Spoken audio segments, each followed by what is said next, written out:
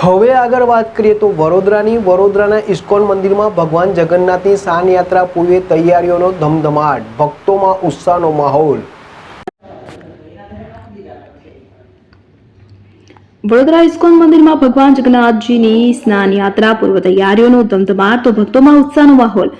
તો આવતીકાલે તારીખ 11ના રોજ ભગવાન જગન્નાથજીની સ્નાન યાત્રા, ભગવાન જગન્નાથજીની ભવ્ય રથયાત્રા પહેલા યોજાતી પવિત્ર સ્નાન યાત્રાને લઈને વડોદરાના ઇસ્કોન મંદિરમાં તડામાર તૈયારીઓ ચાલી રહી છે। પરંપરા રીતે રથયાત્રા પૂર્વે ભગવાન જગન્નાથ, બલભદ્ર અને દેવી સુભદ્રાને વિધિવત રીતે સ્નાન કરાવવામાં આવે છે, જેને સ્નાન પૂર્ણિમા કે સ્નાન યાત્રા તરીકે ઓળખવામાં આવે છે। આ વર્ષે પણ ઇસ્કોન મંદિર દ્વારા ભવ્ય ઉત્સવની ભક્તિમય વાતાવરણમાં ઉજવણી માટે કમર કસવામાં આવી છે। ભક્તિમય વાતાવરણ અને ભક્તોનો ઉમંગ જોવા મળશે। તો સ્નાન યાત્રાની તૈયારીઓ ચાલી રહી હોવાથી ભક્તોમાં અનેરો ઉત્સાહ જોવા મળી રહ્યો છે। મંદિર પરિસરમાં ભગવાન જગન્નાથના જયઘોષ ગુંજી રહ્યા છે। સેવાભાવી ભક્તો વિવિધ કાર્યોમાં જોડાયા છે। તો મંદિરની તૈયારીઓની જો વાત કરીએ તો મંદિર પરિસરની સફાઈ અને સુશોભન, સ્નાન યાત્રાના દિવસ પૂર્વે મંદિર પરિસરની સ્વચ્છતા અને સુશોભન પર વિશેષ ધ્યાન આપવામાં આવી રહ્યું છે। રંગબેરંગી ફૂલો, રોશની અને ધજા પતાકાથી મંદિર શોભાયમાન બની રહ્યું છે।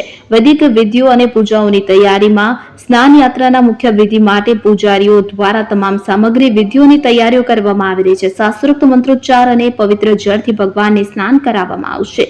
108 કલશ જળની વ્યવસ્થા, તો પરંપરા અનુસાર ભગવાન 108 કલશ પવિત્ર જળથી સ્નાન કરાવવામાં આવે છે।